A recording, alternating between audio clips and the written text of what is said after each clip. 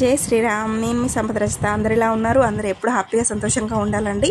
ఈరోజు మన ఛానల్లో ఈ వీడియో ఏంటంటే, నేను హాస్టల్లో ఉన్నప్పుడు కొన్ని ప్రాబ్లమ్స్ అయితే ఫేస్ చేశాను. నాతో పాటు చాలామంది మా ఫ్రెండ్స్ కూడా ఈ ప్రాబ్లమ్స్ అనేది ఫేస్ చేశారండి. సో ఏంటి అంటే, మా హాస్టల్ వార్డెను వాళ్ళిద్దరు హస్బెండ్ అయిన వైపు ఒక బాబు వాళ్ళకు. సో వాళ్ళే ఓన్గా హాస్టల్ రన్ చేసేవాళ్ళు. ఆమెనైతే లిటరల్లీ నిజంగా మీరు తమిళ్ చూసే వచ్చారు కదా, సో ఒక సింగిల్ దోశకు దోశ అనే కాదు, టిఫిన్ ఏదైనా ఫుడ్ ఏదైనా ఆమె ఒక లేడీ ఇట్లా లాగానే బిహేవ్ చేస్తుండే. ఆమె చూడడానికి చాలా చక్కగా మంచిగా ఉంటుండే, బిహేవియర్ మాత్రం వరెస్ట్గా ఉంటుండే. పిల్లలకైతే హాస్టల్ 1 month అయిపోయిందా, వాళ్ళ టర్మినేషన్ అయిపోయిందా, అయిపోతే 1 day బిఫోరే వెకేట్ చేయాలి. వన్స్ వాళ్ళకి వీలు కాకుండా ఆ డే ఉండిపోయారు అనుకో, నెక్స్ట్ టిఫిన్ కూడా పెట్టేది కాదు. ఇది నిన్నటికే అయిపోయిందని ప్లేట్లో వేసిన ఇడ్లీలు కూడా తీసి అందులో బాక్స్లో వేసేసుకునేది. సో అట్లాంటి ప్రాక్టికల్ మనిషి అన్నట్టు. సో ఎమోషన్స్ అనేవి చాలా తక్కువ ఆమెకి. మళ్ళీ ఇంకేంటంటే 150 మెంబర్స్కి 200 మెంబర్స్కి డైలీ వంట చేస్తుండే. మార్నింగ్ ఒక టిఫిన్, ఇంకా మధ్యాహ్నం lunch, night dinner. So 2 times rice, ఇంకా మార్నింగ్ అయితే టిఫిన్. ఆ టిఫిన్ అయితే ఇంకా పూరి, ఇడ్లీ, దోశ ఈ 3 కొంచెం బెటరు, మిగతావన్నీ ఘోరంగా. ఇంకా టమాటా రైస్, ఉప్మా ఇవన్నీ ఉంటేనేమో 8 వరకు మాకు మార్నింగ్ టిఫిన్ అనేది స్టార్ట్ అవుతుంది. ఇది ఏంటంటే టమాటా రైస్, ఉప్మా, ఈ బోండా ఇట్లాంటివి అయితేనేమో 8 to 10 వరకు కూడా పెడుతుండే. సో ఈ పూరి, ఇడ్లీ, దోశనైతే 8 to 8:30 వెళ్ళినా కూడా అయిపోయినాయి, వెళ్ళండి అని అంటుండే. ఇంకా ఈ ఎక్స్ట్రా నేను ముందు చెప్పిన కదా, ఆ మెనూలో చపాతీ కూడా అండి. ఆ చపాతీలు అయితే ఘోరంగా ఉంటుండే. సో ఆమె ఎందుకు ఇంత ఘోరంగా బిహేవ్ చేస్తుండే అంటే, 150 మెంబర్స్కి 200 మెంబర్స్కి ఆమె ఒక్కతే సింగిల్గా వంట చేసేది. సో నా విషయంలో అయితే చాలా ఘోరంగా మస్తు రోడ్గా ఉంటుండే. సరే అయితే చపాతీ డోర్ వేసుకొని పడుకుంది ఆమె. నేను ఇన్ టైంలోనే వెళ్ళిన. అక్క టిఫిన్ పెట్టాక కానీ 3-4 times డోరు కొట్టినా కూడా అస్సలు తీయలేదు. సో ఇక తీయకపోయేసరికి రిటర్న్ వచ్చేసిన. కళ్ళకు వాటర్ వచ్చినాయి నాకైతే. చేసిన రైసు పైన వేడి రైస్ పెడుతుండే, కింద చల్లన్నం పెడుతుండే. సో 2 మిక్స్ చేసి వేస్తుండే. ఇంకా కొంచెం మాడిపోయి కూడా అలా ఉంటుండే. సో అట్లా ఎప్పుడు చిరాకుగా ఉంటుండే. ఒక 150 మెంబర్స్ 200 మెంబర్స్కి వంట చేస్తుండే డైలీ ఆమె. బట్ ఎవరైనా వర్కర్స్ని పెట్టుకున్నదనుకో, వాళ్ళతో గొడవలు, ఇంకా వాళ్ళు వచ్చే వాళ్ళు కూడా కాదు. సో ఇంకేంటంటే, వాళ్ళకు ఒక బాబు, ఒక 10th class Babu, husband and wife వీళ్ళ ఓన్ ఫ్యామిలీయే హాస్టల్ రన్ చేస్తుండే. ఇట్లా ఎప్పుడు చిరాకు. ఇంకా అంతమందికి 150 మెంబర్స్కి 200 మెంబర్స్కి వంట చేస్తున్న ఆమె అంత కష్టపడి చేసి పెట్టేటప్పుడు మాత్రం చిరాకు కొద్దీ అసలు అది తిన్నది కూడా మాకు వంట పట్టేది కాదు. మళ్ళీ ఫస్ట్ టైం అయిపోయిన తర్వాత సెకండ్ వెళ్ళాలంటే కూడా భయం. ఫస్ట్ టైమే కర్రీ వేస్తుండే, మళ్ళీ సెకండ్ టైం కర్రీ అసలు పెట్టకపోతుండే. ఇంకా అట్లా అంత లిమిటెడ్ బాగా. ఎట్లా అంటే ఇంకా తినేదే కొంచెము, ఆ కొంచెంలో ఇంకా అట్లా చాలా రోజులు ఫ్రూట్స్, అట్లా బ్రెడ్ అట్లా మెయింటైన్ చేసిన రోజులు కూడా ఉన్నాయి. సో ఏంటంటే, మా ఫ్రెండ్ ఒక ఆమె ఉంటుండే, తను తెలుగు లెక్చరరు, అంటుండే అసలు 5,000 కట్టి మరీ మనము అడుక్కుంటున్నామా అనే మా దగ్గర ఇంత ఘోరంగా బిహేవ్ చేస్తుంది. ఎవరైనా క్వశ్చన్ రేజ్ చేస్తే కథ వాళ్ళని పాయింట్అవుట్ చేస్తుండే. సో అట్లా ఇంకా నేను చెప్పలేదు, బట్ మా సార్ తెలుసుకొని మా ఆయన ఇంకా ఆ హాస్టల్ అంకుల్తో పర్సనల్గా కాంటాక్ట్ అయ్యి తనతో మాట్లాడి, కొంచెం కేర్ తీసుకోండి, కావాలంటే ఎక్స్ట్రా మనీ కూడా ఇస్తా, బట్ ఆమెకి మీ ఆవిడకి అట్లా చెప్పండి మంచిగా రైస్ పెట్టమని అని చెప్పేసి ఆయన చెప్పిండంట. తను ఇంకా చాలా కేర్ తీసుకున్నారు. ఇంకా నేనేంటంటే ఓపిక, ఇంకా ఏంటంటే మనం వచ్చింది ఎందుకు, కోచింగ్ తీసుకొని మంచిగా చదువుకోవాలి, మనకు డిస్టర్బెన్సెస్ ఉండద్దు. సో మెంటల్గా మనము మైండ్కి ఇదంతా తీసుకుంటే ఇంకా చదవలేము అని చెప్పేసి ప్రతిదీ. ఇంకా ఒక్కొక్కసారి అయితే నాకైతే ఇన్ టైంలో వెళ్ళినా కూడా టిఫిన్ లేదని అంటుండే. దోశ అని ఎందుకు తమ్మేలు పెట్టానంటే, ఒకరోజు అయితే దోశ వేసిన తర్వాత ఫస్ట్ టైం, ఇప్పుడు హోటల్లోనైనా హాస్టల్లోనైనా ఫస్ట్ టైం దోశ వేస్తే అది పెనంకి సైడ్లా పెడతారండి, పక్కకు ఒకటి పెడతారు. సో అట్లా ఫస్ట్ తీసిన దోశ అటు పక్కకు అలా పెట్టింది.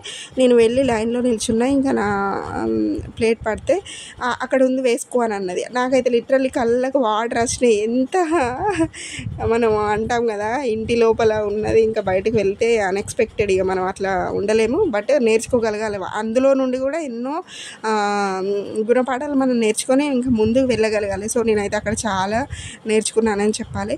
అట్లా పెడితే కూడా నేను ఆమెను ఒక్క మాట అనకపోయేదాన్ని, ఇంకా నవ్వేసి అప్పుడు గంట వచ్చేసేదాన్ని. సరే వద్దులే, లేట్ అయితే నాకు క్లాస్ టైం అవుతుంది అక్క, నేను వెళ్ళిపోతా అని చెప్పేసి వచ్చేదాన్ని. అట్లా కూడా ఇంకా బుధవారము ఇంకా సండే చికెన్ అట్లా పెడుతుండే. బుధవారం ఎగ్ పెడుతుండే, సండే చికెన్ పెడుతుండే. నేను తినకపోయేదాన్ని, బట్ నేను వేసుకొచ్చుకొని వేరే వాళ్ళకి పెట్టుదును, వేరే వాళ్ళకి ఎద్దును పిల్లలకి. సో అట్లా చూసి ఇంకా ఆ చికెన్ ఆ ఎగ్ కూడా కట్ చేసింది. సో అప్పటి నుండి ఇంకా నేను కర్రీ కూడా బయట నుండి తీసుకొచ్చుకొని తినడం అట్లా చేసిన. సో అట్లా అయితే నేనేం నా వల్ల ఆమె ఎలా మారింది అని అంటే, చాలా ఎప్పుడు చిరాగ్గా ఉంటుండే. చిరాగ్గా ఉంటే ఎప్పుడు ఇంతమంది. ఒకరోజు ఏంటంటే మా మ్యారేజ్ డే అక్కడ ఉన్నప్పుడు, ఫస్ట్ మా మ్యారేజ్ డే మేము దూరం ఉండి జరుపుకున్న మ్యారేజ్ డే అక్కడ ఉన్నప్పుడు వచ్చింది యానివర్సరీ. సో నేను టెంపుల్కి వెళ్ళిన, సారీ కట్టుకొని టెంపుల్కి వెళ్ళిన. జస్ట్ వచ్చి అక్కడ లంచ్ టైంలో లంచ్ చేసేటప్పుడు ఎక్కడికి వెళ్ళినావు, టెంపుల్కి వెళ్ళినావా అని జస్ట్ ఇట్లా మొహమాటంగా అడుగుతుంది. అవునక్క ఇవాళ మ్యారేజ్ యానివర్సరీ అని అంటే, నేను సారీ బాగుంది అని అంటుంది. ఇంకా ఆడవాళ్ళకి కరెక్ట్ అయ్యేది అక్కడే కదా. సో అవునక్క ఇది అమ్మవారికి బియ్యం పోసిన సారీ, సో అందుకే కట్టుకున్నానంటే, నాకైతే ఏ పూజలు లేవు ఏం లేవు అని చెప్పేసి అన్నది. అంటే ఎందుకక్క ఇంతమందికి అన్నం పెట్టి కడుపు నింపుతున్నావు, అంతకన్నా పుణ్యం ఏముంటుంది అక్క అని చెప్పేసరికి ఆమె కళ్ళకు వాటర్ వచ్చినాయి. ఇంకా నేను అప్పుడే ఒక్కటే అన్నా, అక్క ఇంతమందికి కష్టపడి వండుతున్నావు కదా, పెట్టేటప్పుడు కొంచెం నవ్వుతూ పెట్టక్క, మంచిగా ఉంటావు నువ్వు నవ్వుతే. కావాలంటే ఒక్కసారి నవ్వినప్పుడు అద్దంలో చూసుకో అక్క, కోపంగా ఉన్నప్పుడు ఒక్కసారి అద్దంలో చూసుకో, నవ్వినప్పుడు ఒక్కసారి అద్దంలో చూసుకో, కావాలంటే అన్నయ్యని అడుగు అక్క అని చెప్పేసి అన్నా. నేను అన్న తర్వాత ఇంకా నెక్స్ట్ డే నుండి ఫేస్ అనేది అట్లా చిరాగ్గా పెట్టడం బంద్ చేసింది. ఇంకా నన్ను చూసినప్పుడల్లా నవ్వుతుండే. అట్లనే డైలీ క్లాస్ అయిపోయిన తర్వాత ఒక్కొక్కసారి ఇన్స్టిట్యూట్ హాస్టల్ ముందు ఉంటుండే, ఇంకొక వేరే క్లాసులు జరిగినప్పుడు కొంచెం దూరంలో కూడా జరుగుతుండే. సో అక్కడ క్లాస్ అయిపోయినప్పుడు కూడా వచ్చేటప్పుడు ఇంకా పువ్వులు తీసుకొద్దును. ఆమె అది ఎవ్రీ ఫ్రైడే పూజ చేస్తుండే. అట్లా ఫ్రైడే పువ్వులు కొనుక్కొని మరి తీసుకొద్దును నేను. అక్క పూజ చేస్తున్నావు కదా, దేవుడికి పెట్టి కొన్ని నువ్వు కూడా పెట్టుకో అని.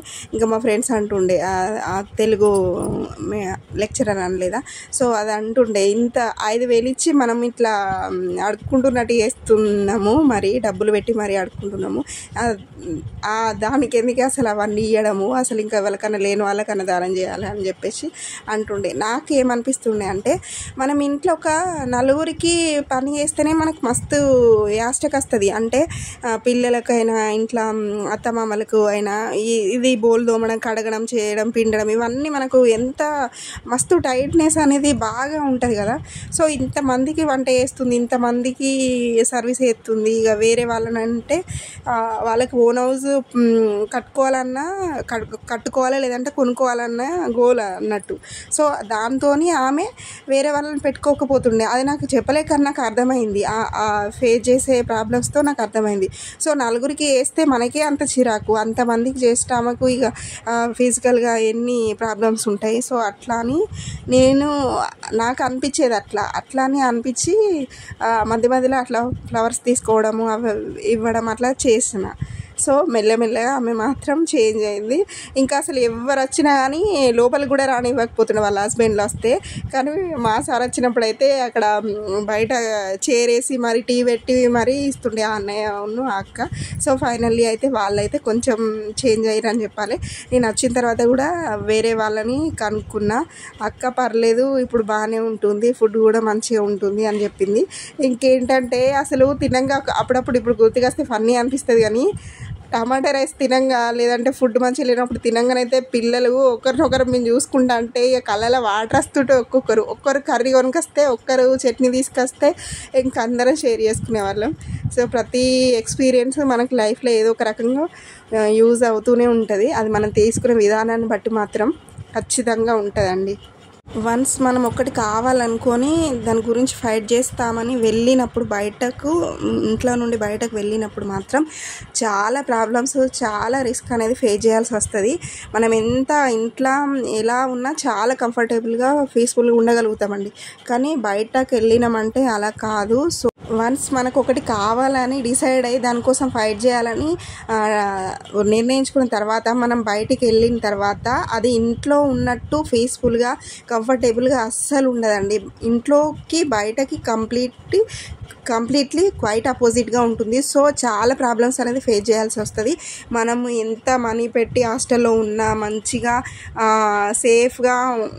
సేఫ్ జోన్లో ఉన్నా కూడా అక్కడ ఉండే మనుషులు మనము ఇక్కడ ఉన్నట్టు ఇదివరకు చూసినట్టు ఉండరు మనుషులు.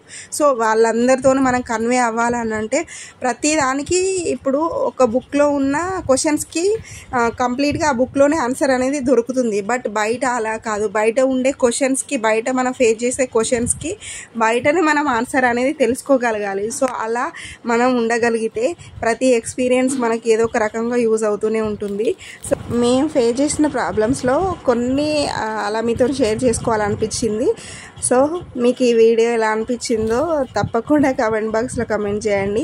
మన ఛానల్ని సపోర్ట్ చేయండి, సబ్స్క్రైబ్ చేసుకోండి. చాలామంది సబ్స్క్రైబ్ చేసుకోకుండానే చూస్తున్నారు. ప్రతి వీడియోలో మీకు స్పెసిఫిక్గా చెప్తున్నానండి. ఖచ్చితంగా చూస్తున్నారు కదండి. చూస్తున్నప్పుడు ఒక లైక్ చేయొచ్చు కదా. లైక్ చేయడం వల్ల వీడియో అనేది ఇంకొకరికి యూట్యూబ్ రికమెండ్ చేస్తుందండి. మీరు లైక్ చేయడం వల్ల ఇంకొకరికి ఆ వీడియో అనేది షేర్ అవుతుంది. సో అట్లీస్ట్ ఆ చిన్న పని చేయండి, మన ఛానల్కి చాలా హెల్ప్ అవుతుంది. సో ఈ వీడియో మీకు ఖచ్చితంగా నచ్చుతుందని అనుకుంటున్నాను. తప్పకుండా మన ఛానల్ని సపోర్ట్ చేయండి, సబ్స్క్రైబ్ చేసుకోండి, లైక్ చేయండి, షేర్ చేయండి. మళ్ళీ ఒక కొత్త వీడియోతో మేము ముందుకు వస్తా. Thank you.